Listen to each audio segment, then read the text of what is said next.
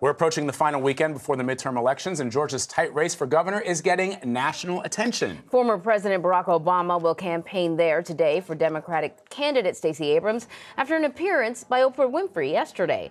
Vice President Mike Pence was also in Georgia yesterday, supporting Abrams' opponent, Republican Brian Kemp. Nancy Cordes has more.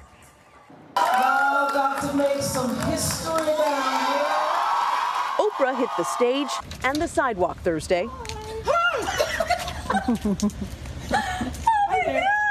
Urging Georgians to get out and vote. I'm going to try to go there tomorrow. Really? Yeah. I think you should do that. She came to support Stacey Abrams, who is vying to become the nation's first female African-American governor. Oprah addressing minority voters directly. For anybody here who has an ancestor who didn't have the right to vote, and you are choosing not to vote wherever you are in this state, in this country, you are dishonoring your family. Oprah's visit got a rise out of 78-year-old Georgia Congressman and civil rights icon John Lewis. And later, she got him emotional. Would you ever imagine an African-American woman? Yes. My dear, this means everything to me. Everything. It's making me cry. I heard Oprah Winfrey's in the state today. I'm kind of a big deal, too. Vice President Pence flew in to bolster the Republican candidate, Georgia Secretary of State Brian Kemp. This ain't Hollywood. This is Georgia. The president took aim from Washington. The woman that she's supporting is not qualified to be the governor of Georgia by any stretch of the imagination. I am the most qualified candidate for this job. I am a business owner. I am a political leader.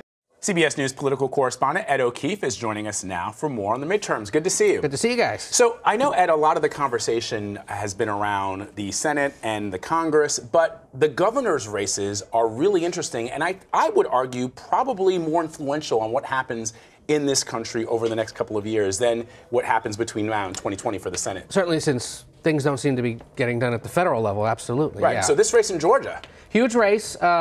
Not only potentially a historic one if Abrams is elected as the first African-American woman to become a governor, but also potentially gives us a sense of where some of these bigger swing states or eligible swing states are headed going into 2020. If Democrats can get the governorship back in a state like that, it makes it far easier for Democrats to run a campaign there for president in 2 years. So we're hearing the president's closing arguments. It's focusing on immigration, at times mixing illegal immigration and legal immigration sort of together on purpose, probably. But are we hearing this from other candidates? Not as much. And I think if you look, at, for example, at the jobless rate that was just announced this morning, like 3.7%, 49-year low. Yeah. I think if you were to ask most Republicans on a ballot on Tuesday, they'd say, why aren't we focused on that? Right. At least many of the House Republican candidates would say that. But remember, what the president and the White House now is mostly focused on is padding the Republican majority in the Senate. So where does that immigration message work best? In Montana, in West Virginia, in Indiana, North Dakota, Missouri, places where Republicans have a good shot at either picking up a Senate seat or holding on to the one they have. So he's not trying to sort of win people over at this point. No. He's just trying to shore up the people that were probably going to vote for him anyways. Yes, absolutely, because they realize there's a possibility that those people aren't going to show up. Historical trends always say party in power in the White House usually loses seats in Congress 2 years later. He's trying to defy those historical trends. It's interesting, too, that the president is, as we've gotten closer to the midterm elections, has used more divisive language as opposed to trying to bring everybody together, even though sometimes in a scripted comment he'll talk about unity.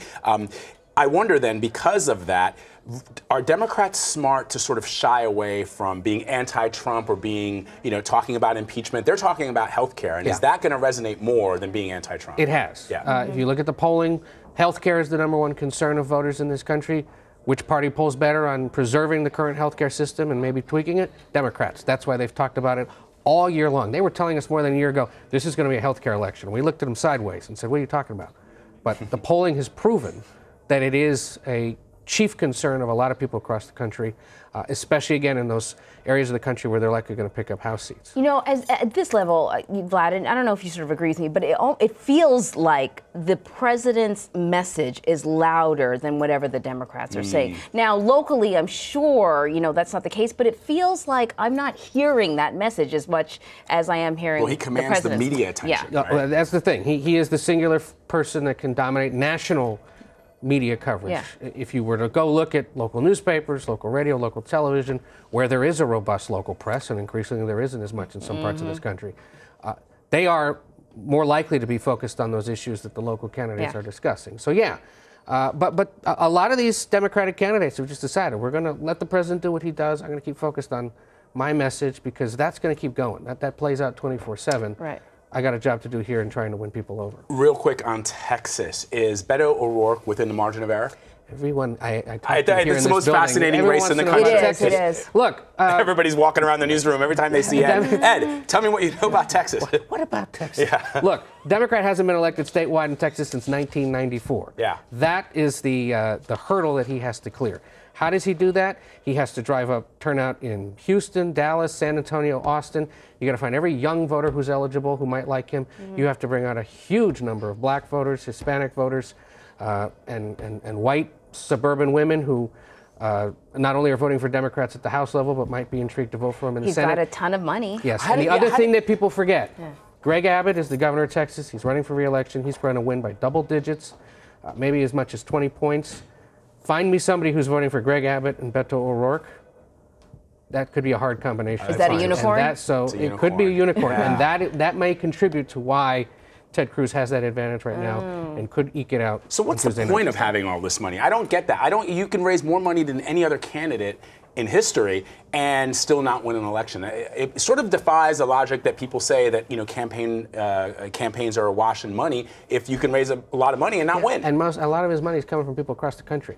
The issue is, I've seen more Beto O'Rourke T-shirts in Arlington, Virginia, than you might in Arlington, Texas. Yeah, right. Okay? That's hilarious. So he has national appeal, but it only matters what's going on right there in Texas. Exactly. Good point. Ed O'Keefe, thank you.